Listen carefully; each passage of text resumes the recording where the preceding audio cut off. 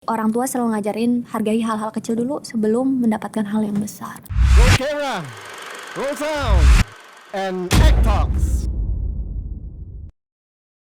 Assalamualaikum warahmatullahi wabarakatuh. Waalaikumsalam warahmatullahi wabarakatuh. Teh Mida, apa kabar? Baik, alhamdulillah. Alhamdulillah, segala puji bagi Allah. Senang banget bisa, bersyukur bisa ketemu Teh Alhamdulillah ya, lagi. setelah sebelumnya dihubungi saya nggak bisa mulu. Iya, qadarullah, tapi emang waktu terbaiknya adalah hari ini. Dan sebelumnya juga ini pertemuan kedua kita, kalau Teteh ingat. Mungkin banyak yang ketemu Teteh karena kan ya Teteh secara public figure gitu ya. Kalau saya kan ya biasa aja. Saya masih mengingat, mungkin Teteh agak-agak lupa inget kali Iya, ya. soalnya bukan gimana, karena waktu singkat kan. Iya, Kalau misalnya singkat saya banget. datang ke tempat tuh waktunya singkat gitu. Jadi Iya. Dan kesan pertama waktu ketemu Teteh dulu tuh aku inget banget. Teteh itu tipe orang yang lebih baik duluan dibanding lebih baik menunggu daripada ditunggu. Oh iya, Inget benar. banget. Bener ya? tapi sekarang orang-orang nunggu nggak nih? Kayaknya nunggu karena udah beda situasinya ya Teh. Kalau dulu aku ketemu Teteh masih single ya kan. Tapi itu Sekarang- nggak bisa jadi excuse sih Oh sebenarnya. nggak bisa ya. Padahal aku mau beri excuse loh. Ini permintaan maaf gitu. Oh. Sebenarnya itu nggak bisa jadi excuse. Oh, terselubung ya. Oke Teteh. Ngomong-ngomong soal karir lah ya, public figure tadi kan. Kalau aku lihat data-data nih Teteh itu mulai dari sinetron, bener nggak aku? Mulainya dari film Ketika Cinta Oh, Bertasbih oke, tahun iya. 2008. Tahun 2008. Tapi di balik itu kalau ngelihat Instagramnya Teteh gitu kan, aktifnya ketemu waktu 2014 juga Teteh aktif ngisi seminar gitu. Jadi offline-nya banyak gitu. Sebenarnya awal mulanya Teteh debut tuh ya, debut bahasanya. Kayak ini ya, saya kayak girl band. Iya, Debut. Gak apa bahasa debut tapi ya oke. Debut pertama tuh sebenarnya di offline itu atau ketika main film itu? Main film dulu, baru setelah itu banyak apa yang kayak berbagi pengalaman gitu, minta sharing-sharing. Nah setelah itu baru deh Oh gitu, berarti casting dulu sih ketika audisi cinta. ya. Oh, audisi dulu. di 9 kota termasuk di Kairo tuh itu.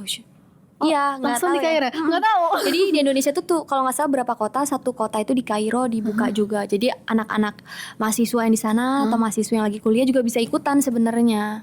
Terus Teteh bisa ke sana tuh Karena bonus Oh, ya, bonus. karena bisa memerankan Husna itu gitu. Jadi hiburannya berangkat ke sana, meskipun sebenarnya saya nggak ada syuting di sana. oh jadi ke sana bareng sama tim KCB ya. Tim KCB sama yang memang mau syuting di sana gitu. KCB itu 2000 berapa sih? 2008, 2008 tayang ya. ada 2009. Jadi dia ada 2 sequel kan. 1 dan 2. Dan aku nonton itu waktu SMA. Aduh, kelihatan umur ya. Enggak, maksudnya keluarnya 2008 tuh justru SMP aku. SMA baru nonton itu KCB. Karena lingkungannya kan lingkungan dulu sekolahnya asrama gitu. Jadi baru nonton film Islami itu pertama aku KCB. Oh, alhamdulillah. Dan masih aku suka ulang sampai sekarang. Masih ada di harddisk aku masih ada. Oh, masya Allah, terima kasih banyak ya. Oke, ya udah next lanjut deh. Berarti awalnya itu adalah dari film, ikut casting. Apa ya? Yang menggerakkan buat ikutan hadir, bahasanya kan itu juga dakwah lah ya. Ikut film-film Muslim, film-film Islam ini kan yang aku paham, yang kami paham tuh ada pesan tersendiri untuk ada sisi dakwahnya gitu. Kenapa Teteh memilih film-film Muslim? Apalagi ini pertama langsung kan castingnya Muslim gitu. Iya, Film jadi- Islam maksudnya. Sebenarnya kalau diceritain tuh panjang ya, kenapa? Pokoknya pada intinya sebenarnya ada dreamer book gitu ya. Sebenarnya jadi artis itu nggak masuk dalam scope itu gitu. Yang buat hidup saya nggak pernah ngerencanain. Karena saya tuh kayak sangat akademis banget waktu itu, kayak mau jadi auditor lingkungan. Pokoknya sesuatu yang berbau teknik lingkungan karena background saya teknik lingkungan.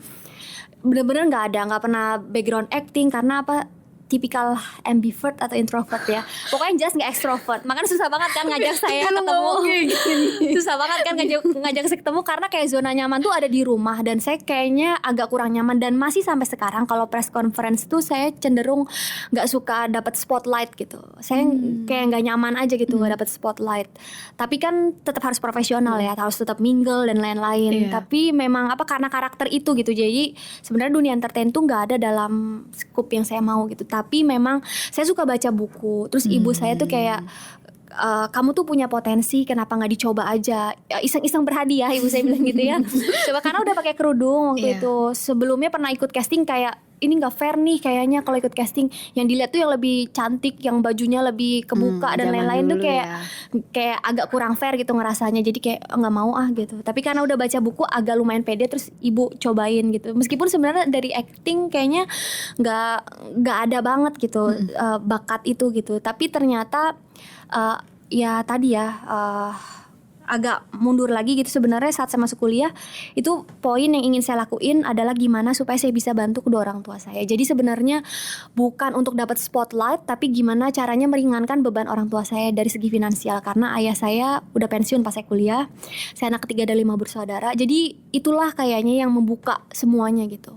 Niat kembali dan berbakti pada orang tua itu yang membuka semuanya, bukan untuk memberikan diri saya lampu atau pandangan yang banyak itu dari semua orang, tapi lebih ke orang tua bisa bantu. Makanya saya selalu bilang itu sama adik-adik yang saya datengin, kalau bikin mimpi please jangan hanya terpaku pada diri kamu, tapi buat yang lebih besar gitu, buat orang tua, buat keluarga, buat masyarakat. Insya Allah akan lebih terbuka gitu sama Allah, kasih yang kamu gak pernah duga-duga gitu. Aduh, banyak nih yang mau aku tanya jadinya.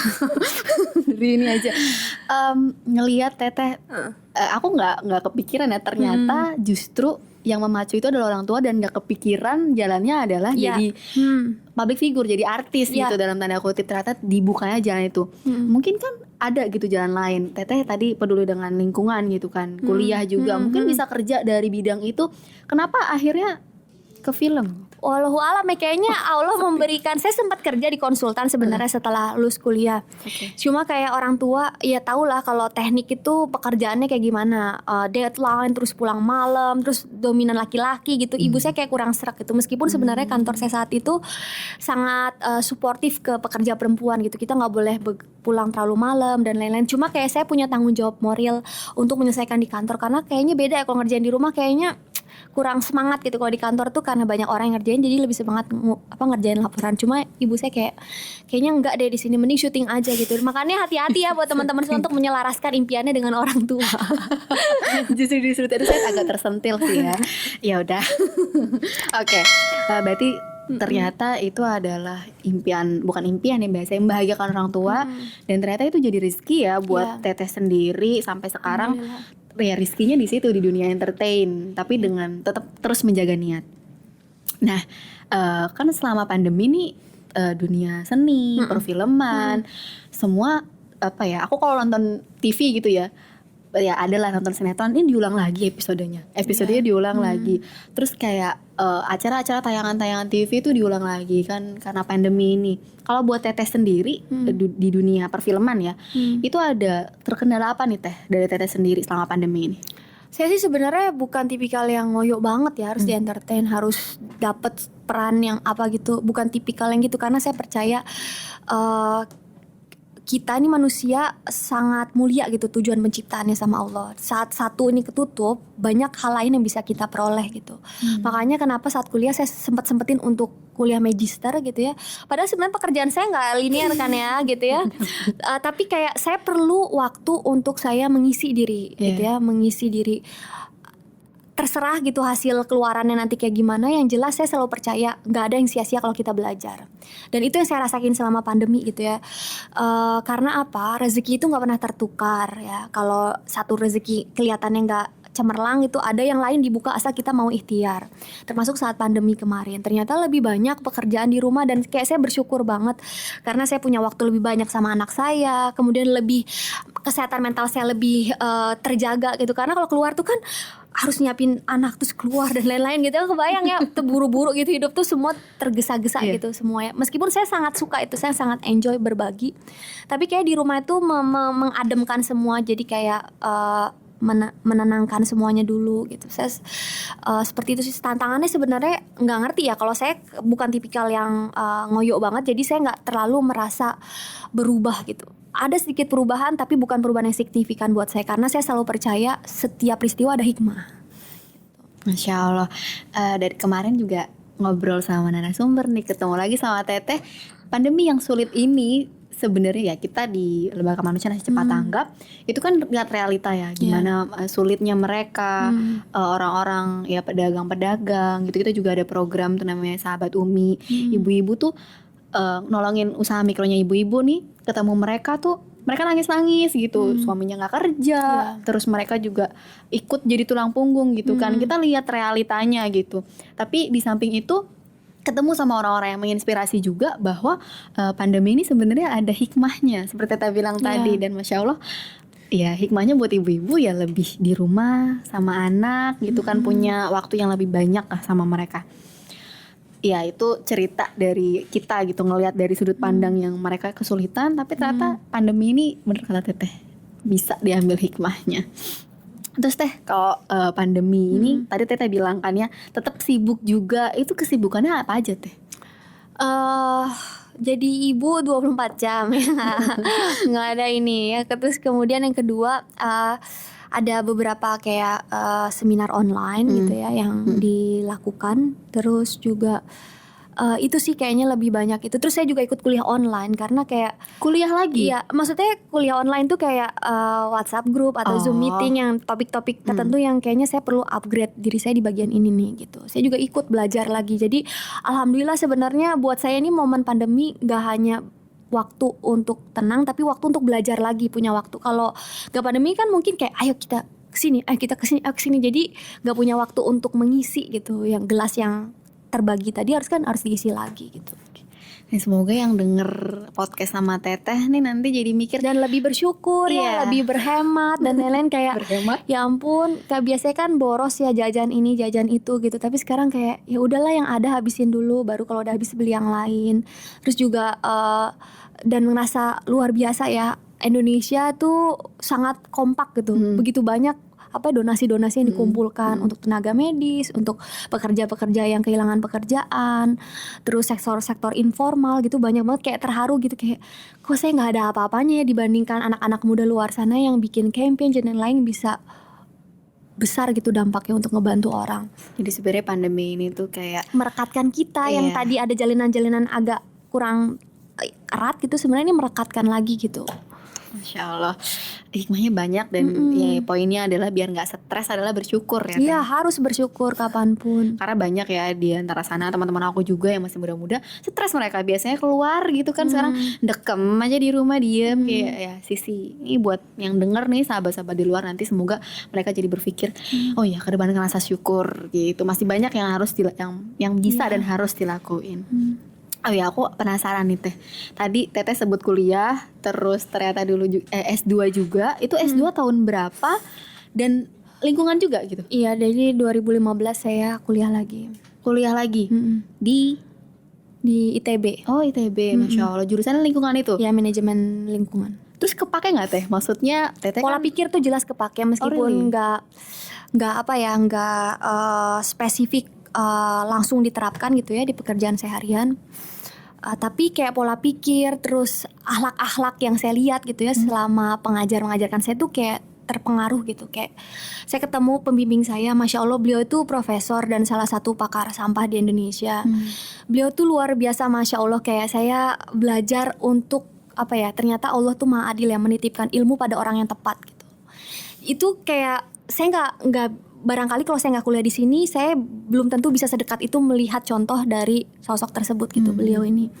Jadi adab-adab, terus akhlak-akhlak, kemudian ilmu-ilmu soft skill yang itu bisa diterapin, disiplin, kemudian konsisten, persisten gitu ya, terus mendahulukan adab sebelum ilmu, itu juga saya temui gitu. Jadi kayak terserah, karena saya selalu percaya dan setiap ilmu tuh nggak ada yang sia-sia gitu, meskipun entah langsung kepake diterapkan atau enggak, tapi nggak pernah ada yang sia-sia asal kitanya bersyukur dan menjadi pribadi yang lebih tawadu setelah dapat ilmu itu. Masya Allah, udah kegiatannya banyak banget ya. Kuliah biar nggak gabut gitu ya sebenarnya. Biar nggak gabut, tapi ternyata aku lihat-lihat itu jadi mahasiswa terbaik loh Teh. Itu waktu S1, waktu S2 sih hampir, cuma karena satu dan lain hal. Aduh, aku suka bingung sama orang yang kayak gini. Gimana ya Teh, kerjaan jalan, pendidikan jalan, terus bagus lagi. Enggak, waktu sebenarnya mahasiswa prestasi, bukan yang terbaik karena ada yang lebih baik. Ya oke, tetap aja oke ya Teteh, ya. Oke. Ini kan semua Teteh tuh di lingkaran kebaikan. Bahkan waktu 2000 berapa sih sama ACT tuh 2014 ya? Kemana? kemana? Oh ya. Bukan kemana? Aduh, soalnya banyak programnya nih. Banyak, berarti sama ACT banyak Banyak, nih. Oke. heeh. Ini aku cari-cari tuh karena 2014 tuh aku masih kuliah belum di ACT. Jadi aku nyari-nyari lah ya, Teh. Belum ketemu Teteh juga. Nah, Teteh itu ini yang duet bareng Mbak Vivi. Oh iya, kita bikin buku royalti buat Nah, itu. Aleppo. Itu Aleppo. Itu ceritanya gimana? Terus aku baca itu juga apa? Songbook ya? Iya, ada Songbook tuh kayak gimana? ACT sangat luar biasa sih mensupport buku itu. Gimana? Gitu. Boleh ada cerita Teh?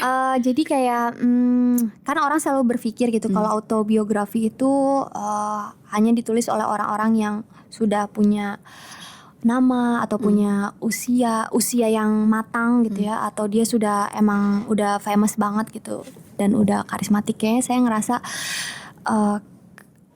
akan lebih banyak yang bisa belajar gitu dari kisah hidup saya kalau dibukukan daripada saya datang satu-satu orang, kan kayaknya terkendala waktu, energi dan hal-hal lainnya. Jadi akhirnya dibikin buku, terus saya kayak pengen orang-orang tuh belajar bahwa di dunia ini gak ada yang instan. Jadi saya pengen anak-anak atau adik-adik setelah saya itu harus lebih baik daripada saya, karena ternyata keterbatasan itu membuat seseorang keluar gitu ya karakter aslinya, potensi besarnya, asal dianya aware sama itu gitu. Nah, saya pengen ngasih tahu gitu bahwa saya di dunia entertain ini bukan untuk mencemerlangkan nama saya, bukan, tapi ada niat yang lain. Kalau dulu teman-teman sempat baca gitu, saya pernah jadi waiters, SPG gitu ya sambil kuliah. Semata-mata itu kayak kalau ikut public speaking kan mahal ya. Iya, bener, kelasnya itu iya bisa, kan, ya. mahal. Tahu diri gitu, tahu diri karena keterbatasan, ya udah kerja aja waiters, cemplungin langsung, kan dimarahin. Kita harus memberikan yang terbaik buat customer kan. Karena customer adalah raja gitu, jadi harus diberikan servis yang terbaik gitu.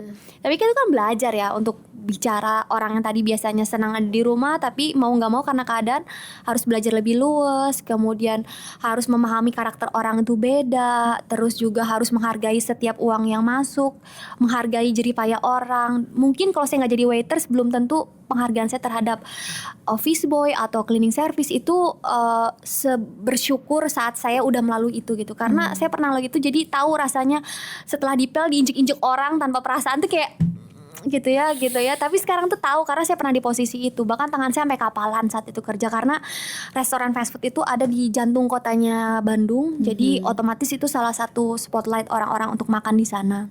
Jadi pasti rame gitu, apalagi kalau jam-jam makan siang atau weekend tuh pasti rame.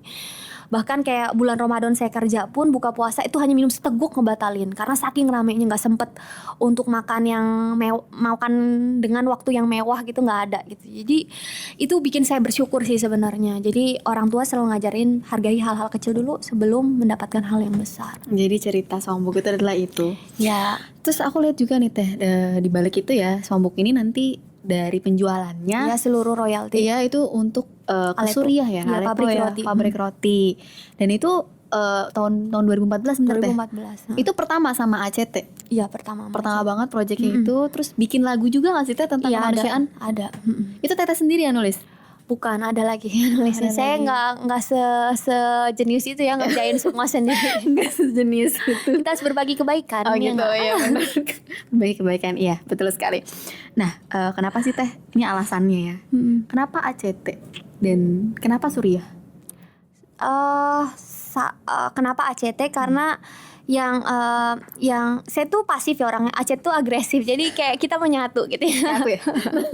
Enggak, maksudnya agresif untuk kebaikan ya. Iya, agresif untuk Jadi ya udah gitu ya, ACT welcome gitu ya untuk buku itu dan sangat support, masya Allah. Terima kasih banyak buat ACT yang sudah mendampingi ya saya gitu bertumbuh dan berkembang sampai sekarang gitu jadi ibu.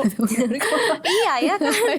Terus juga kenapa Suriah, saat itu kayaknya isu yang sedang ACT, kayak isu yang lagi hot-hotnya itu memang lagi Suriah saat itu. Oke.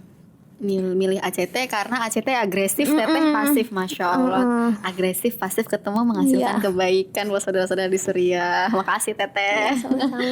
Terus aku juga ngobrol-ngobrol kan sama teman-teman ACT. Teteh tuh jadi super volunteernya ACT, sering sama ACT. Iya, beberapa Pertama kan itu Suriah. Lanjut tuh katanya ada kurban. Terus ada apa lagi Teh?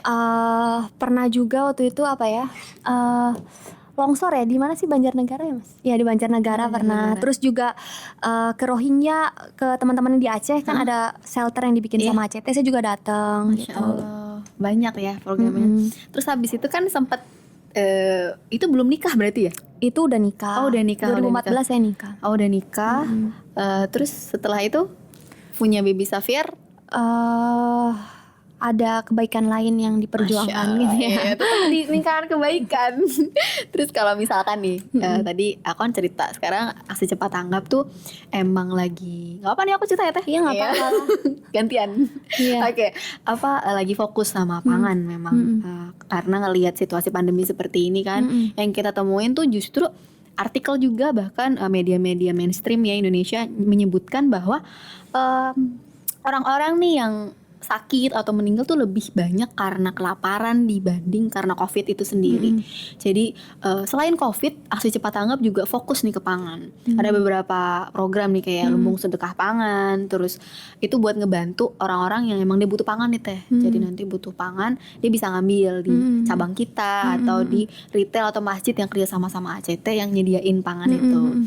Terus juga ada wakaf mikro ultra WMUM. Jadi dia wakaf modal usaha mikro. Dia ngebantu pedagang-pedagang atau yang dulunya misalkan dia jualan furniture nih.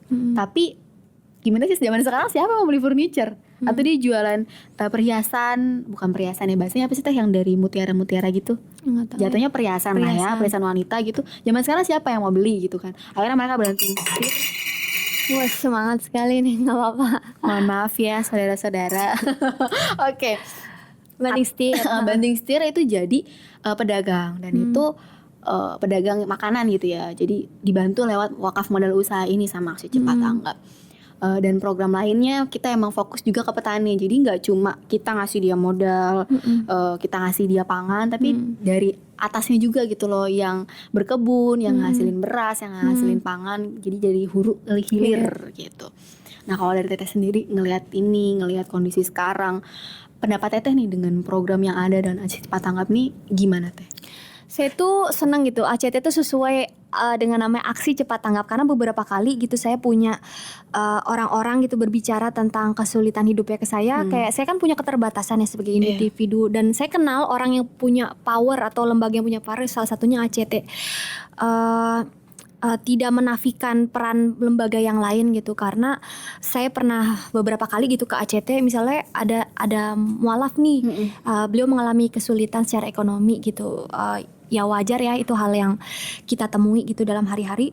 Saya hubungi orang ACT itu langsung datang hari itu juga, jadi kayak Masya Allah cepet. Terus kemudian kenalan saya ada di Bekasi, saat itu banjir ya, sempat yang terisolasi gitu ya, terisolir mereka itu saudara-saudara kita di Bekasi dan beberapa daerah. Tapi yang saat itu saya komunikasi di Bekasi, saya kasih alamatnya, langsung ACT itu bergerak. Jadi kayak Masya Allah gitu, ibunya langsung nelfon saya, makasih ya Mbak Mida bilangin ke orang-orang ACT udah dateng nih temuin anak saya bawa bahan pangan, karena udah 2 hari tuh nggak makan karena kulkas mati, nggak ada bahan makanan pas, karena kan kita nggak expect ada musibah itu gitu, kejadian tersebut.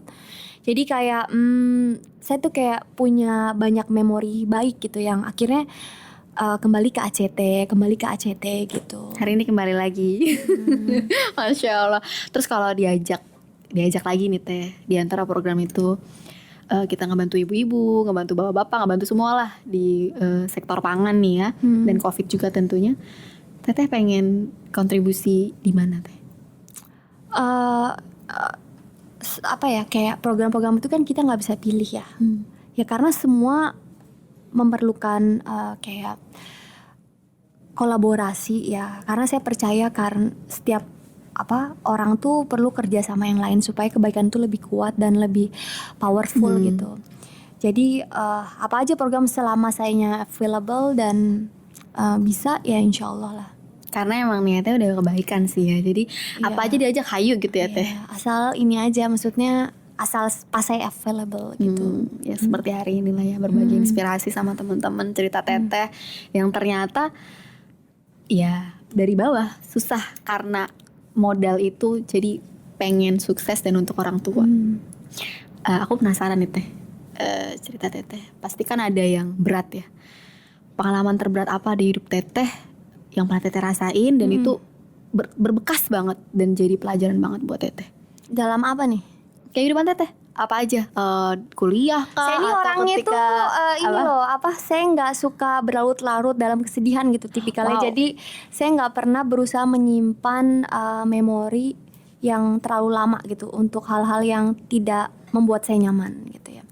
Kecuali ada beberapa hal ya untuk pelajaran ke depannya, tapi bukan untuk menikmati rasa sedih itu, bukan gitu. Jadi kayak apa sih, saya juga bingung jadi kalau ditanya kayak gitu apa ya, karena rasa-rasanya orang lain banyak yang lebih susah gitu, tapi buat saya pribadi sampai sekarang masih belajar untuk mengolah diri. Itu yang paling sulit ya, karena punya uang gimana nih kan katanya kalau kita ditimpa dengan kesulitan atau nggak punya uang, kita lebih mudah untuk bersedekah dibandingkan saat punya uang gitu ya. Iya. Jadi kalau punya uang gimana nih, harus bersedekah gitu kan. Ya kan banyak ya bisikan dan lain-lain yang kayak jangan gitu, sayang mending beli ini, mending beli itu. Jadi kadang kalau saya tuh dipaksain aja gitu. Kalau misalnya kayak gitu paksain aja, meskipun setelah transfer ya misalnya. Ya kan manusiawi ya. Iya, setelah transfer tuh kayak yakin nih itu beneran gitu, udahlah gitu ya kan, pasti ada ya setan di diri itu ada. Iya, ada. Aku Jadi juga suka gitu. itu kayaknya semua orang ngerasain gitu. Iya. Even saya juga ngerasain itu gitu, tapi saya inget kebaikan tuh harus dipaksain, karena kalau enggak ya nggak jadi gitu kan. Allahumma paksakan gitu. Banyak hal lain gitu yang dibuat-buat yang sebenarnya bukan kebutuhan, tapi hanya keinginan aja gitu. Masya Allah, jadi buat Teteh walaupun berat ya, mungkin pandemi ini juga pasti berat kan buat Teteh ya, buat keluarga juga, buat Safiar, pasti kan juga ada wanti-wanti was-was nggak sih dengan si corona ini, si Iya, COVID terutama ini? ya sehat, selalu berusaha melihat sisi lain yang baik gitu. Sekarang mungkin rezekinya nggak sebanyak dulu gitu dari segi finansial misalnya. Tapi kan anak sehat, orang tua sehat, suami sehat, semua sehat gitu ya.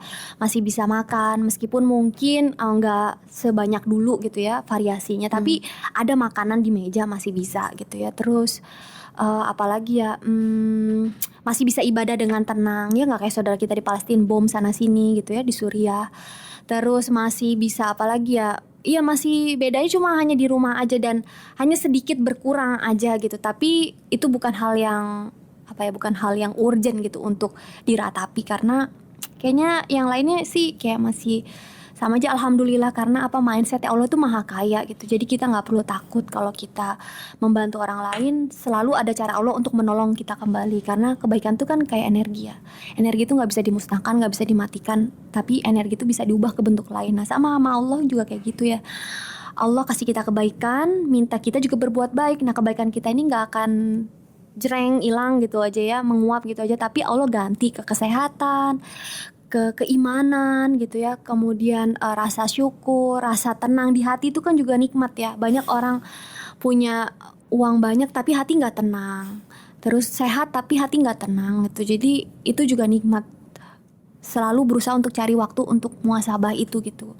Karena kalau kita fokus itu kan tergantung kita ya, tergantung kepengetahuan kita, pemahaman kita.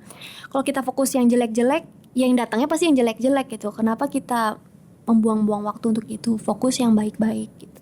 Jadi akhirnya datangnya yang baik-baik lagi gitu. Sekarang kan bisa silaturahim lagi. Iya, ketemu lagi kita Teh. Masya Allah. Berarti intinya emang pandemi ini ya semua orang yang hidup, yang masih hidup sekarang belum pernah ngadepin si corona ini. Nggak kelihatan, kita nggak tahu dia bentuknya kayak apa, cuma tiba-tiba bikin sakit, bikin orang meninggal, bikin ekonomi lumpuh. Semuanya rasain. Cuma satu tadi aku nangkap dari Teteh adalah kuncinya satu, bersyukur. Kalaupun kita nggak tahu apa yang mau disyukurin, paksain. Bener ya Teh? Iya. Paksain dan carilah supaya hati kita tenang. Masya Allah. Sebenarnya aku nih masih mau ngobrol banyak sama Teteh, cuma produser di belakang udah kode-kode. Mungkin kita bisa ngobrol tentang kebaikan di lain waktu ya Teh.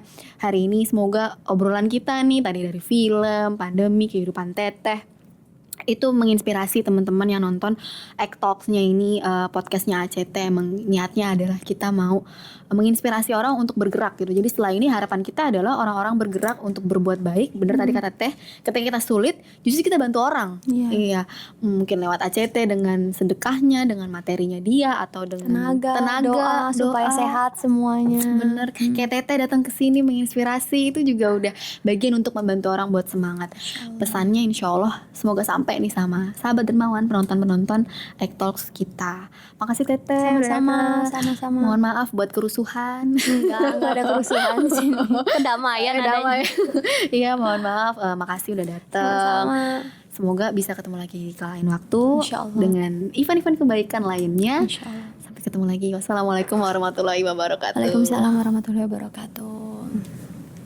Roll camera, roll sound, and Egg Talks.